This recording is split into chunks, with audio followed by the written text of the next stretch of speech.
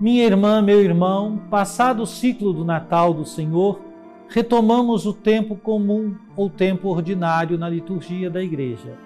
Esta primeira etapa do tempo comum se estenderá até a terça-feira, véspera da quarta-feira de cinzas, quando a Igreja iniciará mais uma quaresma. A liturgia do tempo comum vai nos alimentar com a palavra do Senhor, a fim de nos fortalecer na vivência da fé em Jesus Cristo, nosso Senhor, e de nos preparar para dar testemunho da fé batismal. Viver como criaturas novas, lavados nas águas do batismo e ungidos pelo Espírito Santo. Somos todos chamados a levar ao mundo o bom perfume de Jesus Cristo, a iluminar com nossas atitudes caminhos novos para um mundo novo. Prepare-se agora para ouvir o texto sagrado de hoje e fique atento à palavra que será proclamada. Mas antes, suplique comigo. Trindade Santa, Pai, Filho e Espírito Santo, vós vos revelastes Deus da palavra, quisestes dialogar com a humanidade, de modo especial por Jesus, o Verbo encarnado. Queremos escutar, acolher e meditar vossa palavra. Derramai em nós o espírito de amor. Concedei-nos um coração que escuta, pondera, discerne e escolhe, em conformidade com vossa santa vontade. Enchei-nos do ardor missionário para dar testemunho da luz, a verdadeira luz, Jesus Cristo, luz do mundo. Fazei de nós servidores do vosso reino e operários da fraternidade, e deixai a Senhora Auxiliadora nos acompanhar nos caminhos desta história, inspirando-nos o cuidado pela vida e a promoção da paz. Assim seja. Amém.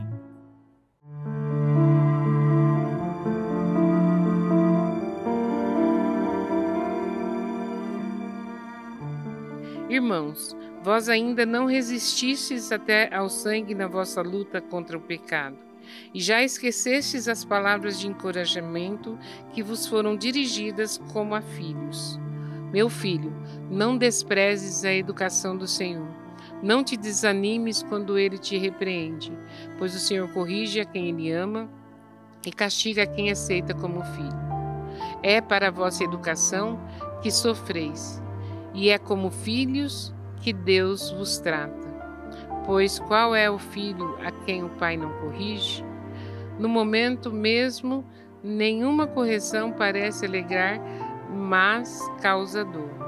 Depois, porém, produz um fruto de paz e de justiça para aqueles que nela foram exercitados. Portanto, firmai as mãos cansadas e os joelhos enfraquecidos. Acertai os passos dos vossos pés, para que não se extravie o que é manco, mas antes seja curado. Procurai a paz com todos e a santificação, sem a qual ninguém verá o Senhor. Cuidai para que ninguém abandone a graça de Deus, que nenhuma raiz venenosa cresça no meio de vós, tumultuando e contaminando a comunidade. Prezada irmã, prezado irmão, chegamos à quarta-feira da quarta semana do tempo comum. O texto da primeira leitura é tomado da carta aos Hebreus. O autor continua exortando os cristãos a perseverarem na fé e a enfrentarem as dificuldades com coragem. Depois de exortar os fiéis a seguir o exemplo de Cristo e a manterem-se firmes na corrida da fé, ele agora lida diretamente com a questão do sofrimento e da disciplina. O sofrimento, conforme o autor explica, não deve ser visto como um castigo de Deus, mas como um meio de amadurecimento e de formação espiritual. Os destinatários da carta enfrentam perseguições e dificuldades, e o autor os encoraja a entender essas provas como oportunidades para crescer na fé, assim como os filhos são corrigidos por seus pais. Os versículos 4 a 7 falam sobre o sofrimento, especialmente no que diz respeito à disciplina divina. O autor observa que, embora os cristãos estejam sofrendo, eles não chegaram ainda ao ponto de lutar até o sangue, ou seja, suas provas ainda não são tão intensas quanto o sofrimento de Cristo, que morreu na cruz. Isso serve para encorajar os cristãos a suportarem as dificuldades com perseverança, lembrando-os de que o sofrimento faz parte da jornada cristã.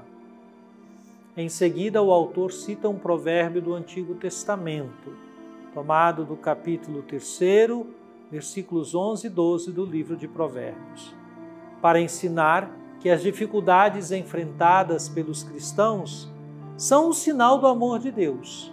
Deus disciplina aqueles que ama, como um pai disciplina seus filhos. Os versículos 11 a 15 falam sobre os frutos da disciplina ou da correção divina. O autor reconhece que no momento a correção é dolorosa e não é agradável, mas, a longo prazo, ela traz frutos de paz e justiça para aqueles que são treinados por ela. A disciplina de Deus, portanto, não é punitiva, mas corretiva e redentora. Ela visa o bem dos cristãos, permitindo-lhes crescer na santidade e alcançar a paz com Deus. No versículo 12, o autor exorta os cristãos a não desanimarem diante da correção divina, mas a se levantarem e seguirem em frente, fortalecendo as suas mãos enfraquecidas e os seus joelhos vacilantes. Por fim, nos versículos 14 e 15, o autor adverte os cristãos a viverem em paz, uns com os outros, e a buscarem a santidade, pois sem santidade ninguém verá o Senhor. Ele também alerta contra a amargura e a falta de perdão, que podem se espalhar como uma raiz de amargura e prejudicar a comunidade cristã. O autor exorta os cristãos a ficarem atentos para não se afastarem da graça de Deus, pois isso pode resultar em desvio da fé e de seu propósito redentor. Esses versículos abordam a questão do sofrimento e da correção divina. O sofrimento não é um castigo, mas uma ocasião para moldar os cristãos e transformá-los à imagem de Cristo. No mundo atual, muitos cristãos ainda enfrentam perseguições, dificuldades e sofrimentos, sejam por causa da fé ou por outras circunstâncias da vida. Esta passagem nos lembra que essas dificuldades não são sinais de que Deus nos abandonou, mas ao contrário, são formas pelas quais podemos nos disciplinar e nos preparar para uma vida de santidade.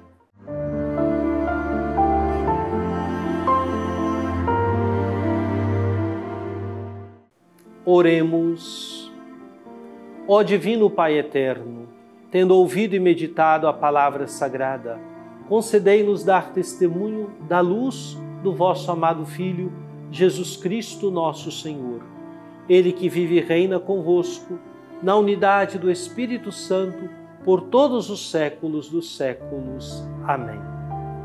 E venha sobre você, minha irmã, sobre você, meu irmão, sobre sua família e sua comunidade, a bênção de Deus, Pai, Filho e Espírito Santo. Amém.